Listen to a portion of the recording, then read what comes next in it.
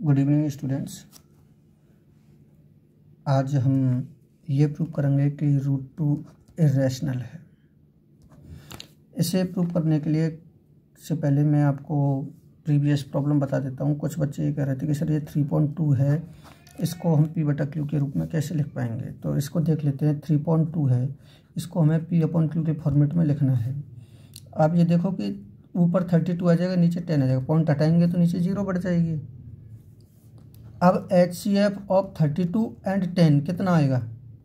आपको पता है 32 और 10 कितने से डिवाइड होते हैं? ओनली 2 से डिवाइड हो रहे हैं।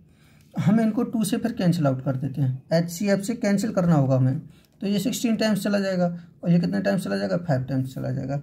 अब हम अगर HCF ऑफ 16 एंड 5 देखते हैं तो वो कितना आएगा? 1 आएगा। ये काफ़ी बच्चों ने किया था, अच्छा था।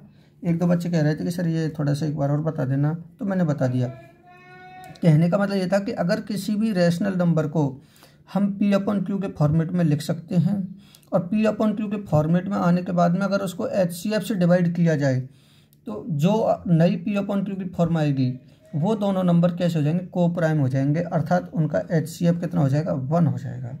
और हम हर क्वेश्चन को HCF 1 तक ला सकते हैं और HCF 1 तभी आएगा जब हम उसको उसके HCF से डिवाइड कर देंगे।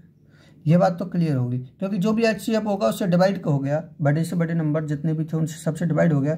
आखिरकार फिर किसी से भी डिवाइड नहीं होगा वो, और जब किसी से भी डिवाइड नहीं हो रहा है ये नंबर, तो फिर ये क्या हो जाएगा? इसका HCF 1 हो जाएगा। ऐसे नंबरों को हम क्या बोलते हैं? इन नंबरों को जिनमें HCF 1 आ जाता है उनको को प्राइम बोलते हैं। इसकी नीड होगी हमें, और थ्योरम 1.3 की भी नीड होगी।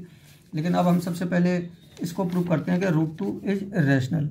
इस नंबर को रूट टू को इरेशनल प्रूव करने के लिए ये थ्योरम 1.4 है, ये सभी को करनी है, फेयर कॉपी में ही करनी है। कैसे करनी है इसको मैं एक बार और लास्ट में डिस्कस करूँगा। आप वीडियो को देखते हुए लिखते भी चलना साथ के साथ। हमारे पास ऐसा कोई तरीका नहीं है जिससे हम रूट टू को इरेशनल प्रूव करते हैं।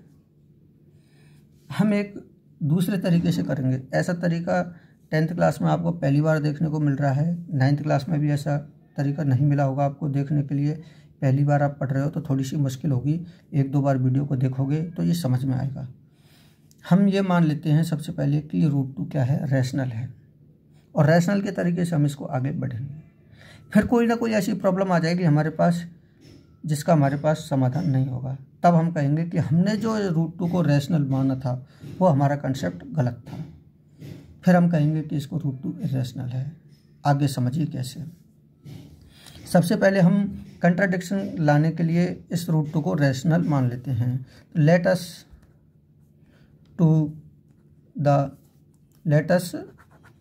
अज्यूम कर लेते हैं इसको टू द कंट्ररी, कंट्राडिक्शन के लिए मतलब that root two is rational. हमने माना है, लेट अस अज्यूम किया है मतलब माना है, टू द कंट्ररी, कंट्राडिक्शन के लिए कि रूट टू क्या है? रैशनल है। ये हमने अपनी तरफ से मान लिया है। तो फिर आप लोग जब जानते ही होंगे कि अगर रूट टू को हमने रैशनल मान लिया तो यदि अब रूट टू रैशनल है तो हम इसे P/Q के फॉर्मेट में लिख सकते हैं। देखो, तो वी कैन राइट कहाँ से? डेफिनेशन से। Definition of rational number.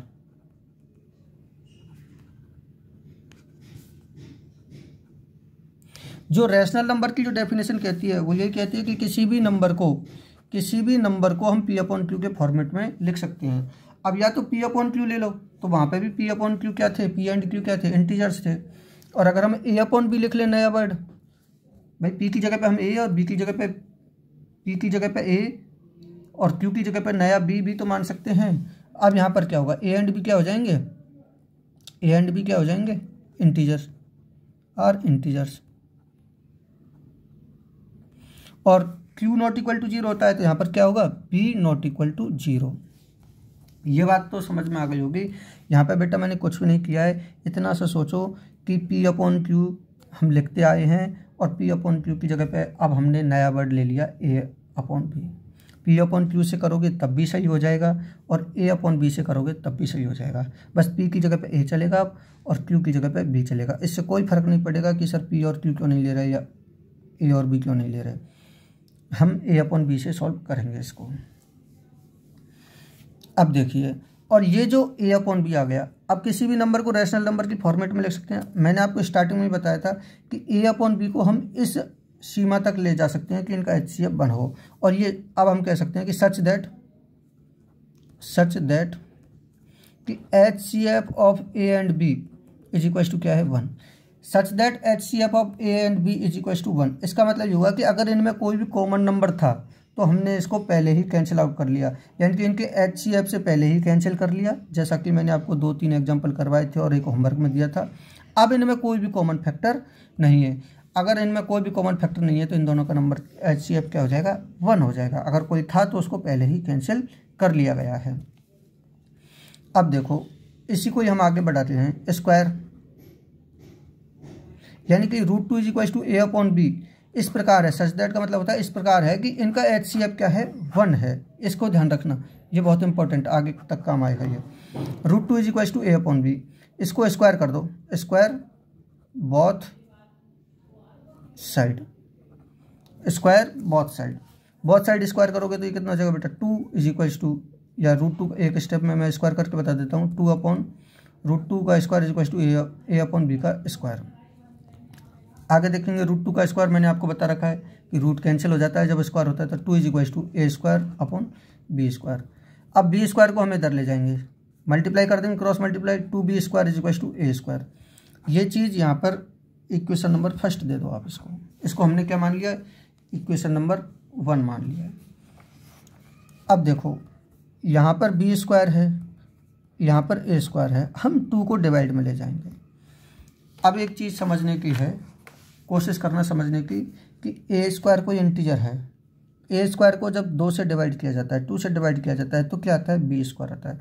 इसका मतलब किसी इंटीजर को डिवाइड करने पर B स्क्वायर आ रहा है, और ये B भी क्या है इंटीजर है। इंटीजर का मतलब कोई पूर्णांक आ रहा है, इंटीजर का मतलब क्या है कोई भी बिना डेसिमल वाला नंबर आ रहा है। अगर ये इंटीजर आ रहा है इसको डिवाइड करने पर, तो इसका मतलब ये होगा 2 कम्प्लीटली डिवाइड करता है A स्क्वायर को। A स्क्वायर में 2 का A स्क्वायर को 2 से डिवाइड करने पर B स्क्वायर आता है, मतलब A स्क्वायर में 2 का कंप्लीट भाग चला जाता है, कंप्लीटली डिवाइड कर सकता है। इसका मतलब ये हुआ कि 2 डिवाइड्स A स्क्वायर। भाई B स्क्वायर आ रहा है इसलिए हम कह सकते हैं A स्क्वायर 2 को कंप्लीटली डिवाइड कर रहा है। अब 2 डिवाइड्स A स्क्वायर। अब थ्योरम 1.3 जो मैंने बताई थी कि यदि कोई भी प्राइम नंबर 2 प्राइम नंबर है और वो किसी नंबर के स्क्वायर को डिवाइड करता है तो फिर वो उस नंबर को भी डिवाइड करेगा। 2 डिवाइड करेगा किसको, A। ये थ्योरम 1.3 जो जिसमें मैंने कहा था कि इसका यूज होगा, और इसका यहाँ पर यूज हो गया कि A स्क्वायर को क्या डिवाइड करता है 2 डिवाइड करता है, तो फिर A को भी 2 डिवाइड करेगा। ऐसे कुछ एग्जाम्पल्स भी बताए थे मैंने आपको। इसको दे दो नंबर 2, यहाँ पर हमने इसको नंबर 1 दिया है, इसको दे दिया है नंबर 2। अब देखो, अगर A को 2 डिवाइड करता है तो हम वी कैन राइट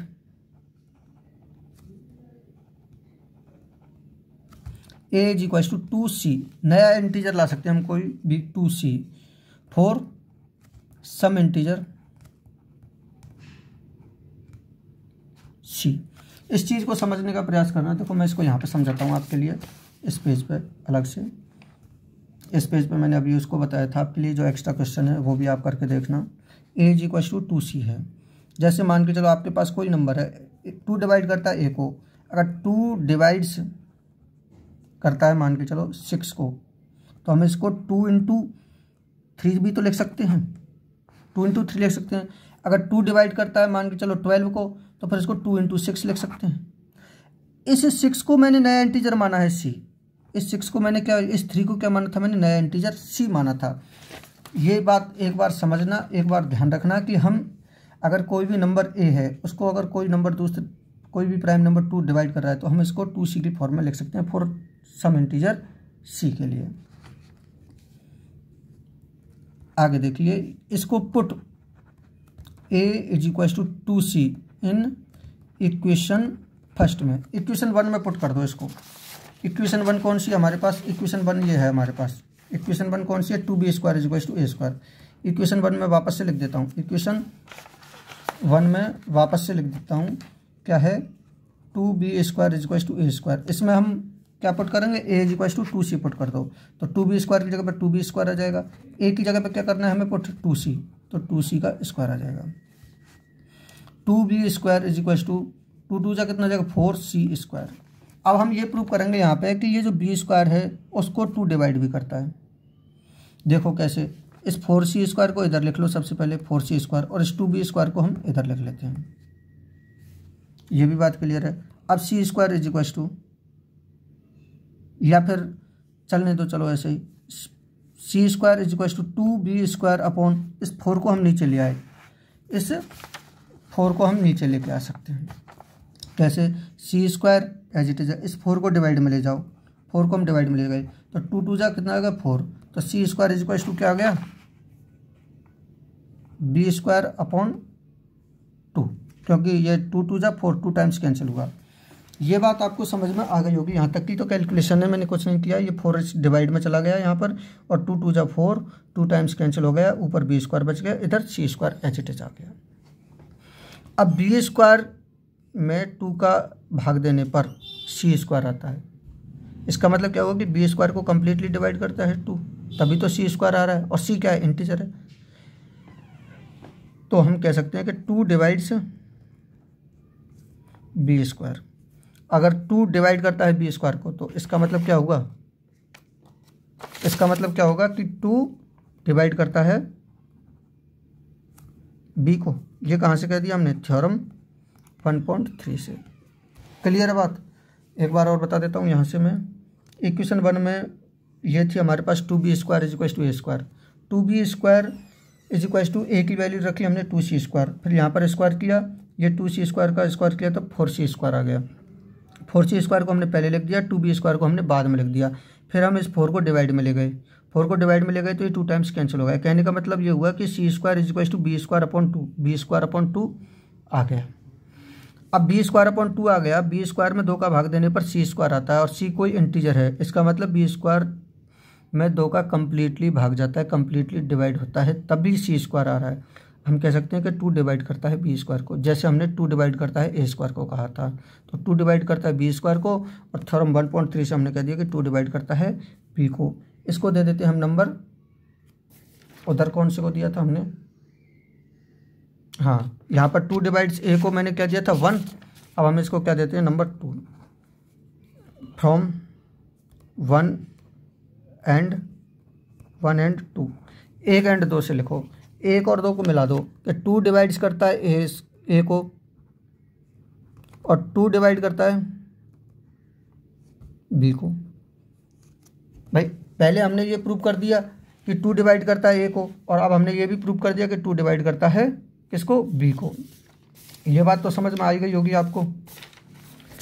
अब इसका मतलब क्या हुआ कि 2 a को भी डिवाइड करता है, 2 b को भी डिवाइड करता है, इसका मतलब क्या हुआ कि HCF of a and b = क्या हो गया 2।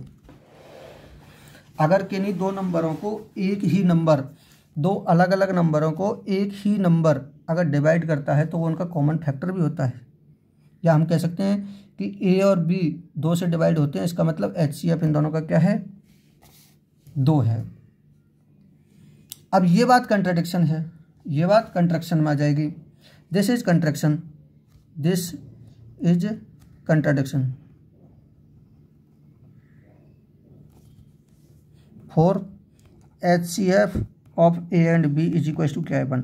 HCF ये इस बात का कंट्राडिक्शन है, कंट्राडिक्शन का मतलब होता है विरोधाभास, गलत बात होना।